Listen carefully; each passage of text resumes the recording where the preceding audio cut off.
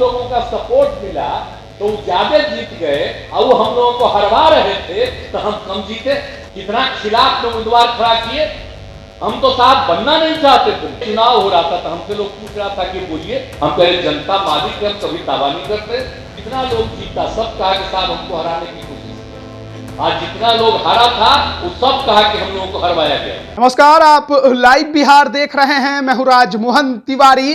कुटनी विधानसभा उपचुनाव के बाद नीतीश कुमार के प्रतिक्रिया का हर किसी को इंतजार था और आज जब जेडीयू का खुला अधिवेशन श्री कृष्ण मेमोरियल हॉल पटना में चल रहा था, जहां पर ललन सिंह की फिर से ताजपोशी की गई राष्ट्रीय अध्यक्ष के तौर पर, उसी दौरान अपने संबोधन में मुख्यमंत्री नीतीश कुमार ने एक बार फिर से बिना नाम लिए अप्रत्यक्ष तौर पर चिराग मॉडल का जिक्र किया और कुडनी हार पर बोलते हुए अपने कार्यकर्ताओं के दिमाग में एक बार फिर ये बात डालने की कोशिश की कि किस प्रकार से 2020 में बीजेपी ने चिराग के सहारे जेडीयू को कमजोर करने की कोशिश की। क्या कुछ कह रहे हैं, सुनिए। चुनाव हो रहा था तो हमसे लोग पूछ रहा था कि बोलिए, हम कह रहे जनता मालिक है, हम कभी दावा नहीं करते।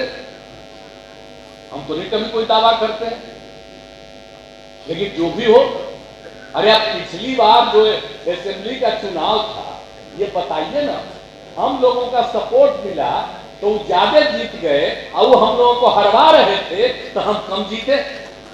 आज तक कभी हुआ है कि हम कम जीते हैं? जब 7 जीते तो कब जीते? 5 का याद करिए, 10 का याद करिए, कहां थे? और इस बार जो धंधा किए नीचे, कितना खिलाफ में उम्मीदवार खड़ा किए। हम तो साहब बनना नहीं चाहते थे और जबरदस्ती करके किए, और उसके बाद बिहार के लिए कुछ हो ही नहीं रहा, कोई काम हो ही नहीं रहा, जितना भी चाह रहे हैं कुछ भी नहीं हो रहा। तो अंत में पार्टी के सब लोगों की इच्छा थी कि भाई सबको, जितना लोग जीता सब कहा कि साहब हमको हराने की कोशिश किया। आज जितना लोग हारा था वो सब कहा कि हम लोगों को हरवाया गया था उन लोगों के द्वारा। तो इस सब के बाद हुआ, अब मान लीजिए कि कहीं कोई चुनाव में कोई लड़ रहा था, कोई हमारी इच्छा नहीं थी कि हम लड़े, लेकिन पार्टी के लोगों ने तय कर दिया कि वहां से सब लोग 7 पार्टी का एक साथ अब हम लोग हैं महागठबंधन, उसमें तय हो गया, कोई लड़ा। अब उसके लिए सब लोगों ने ट्राई किया। अब तो उसके बारे में पूरा पता चलेगा। अब उस समय जब भी लोग जा रहे थे तो कुछ पता चल रहा था कि भाई पंचायत के चुनाव में वो अपना एक्टिव था और कई लोगों को हरवाने में, किसी को जितवाने में लगा हुआ था।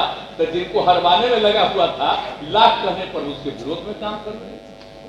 तो बात अलग है, जो पता चला है कि एक बात पता चलेगा तो बड़ा खुश हो रहे हैं, बड़ी खुशी हो रही है।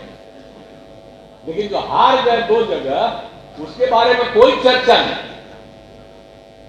2 जगह हार गए वो लोग तो उसकी चर्चा नहीं है।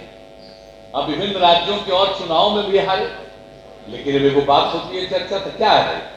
अगर बड़ी खुशी की बात है, अभी कहीं भूल ही रहे थे लोग प्रचार करता, जहां चुनाव में नहीं लड़े हैं वहां के बारे में छपवा रहा।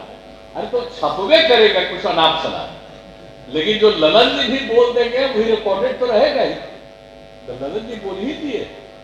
तो इस तरह से कई तरह की बातें हम लोगों के खिलाफ लोग करते रहते हैं, उन लोगों की तरफ से। तो हम लोगों को इससे कोई मतलब नहीं। हम लोग तो काम करते हैं और हमने सब लोगों को यही सलाह दिया कि मिलजुल करके काम कीजिए।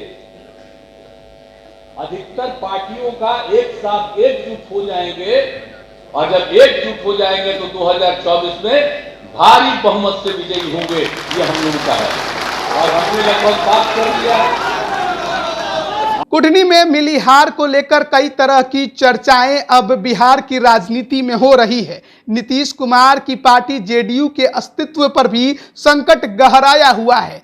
ऐसे में महागठबंधन में भले ही उनकी पार्टी मौजूद हो, लेकिन सवाल यही है कि क्या संगठन पहले की तरह मजबूत है। अब एक बार फिर जो जेडीयू के राष्ट्रीय अध्यक्ष हैं वो ललन सिंह बने हैं। देखना होगा कि किस प्रकार से पार्टी के संगठन को मजबूत कर पाते हैं। बने रहिए लाइव बिहार के साथ। आप सभी का बहुत बहुत धन्यवाद। लाइव बिहार यूट्यूब पर सब्सक्राइब और फेसबुक पर लाइक जरूर करें।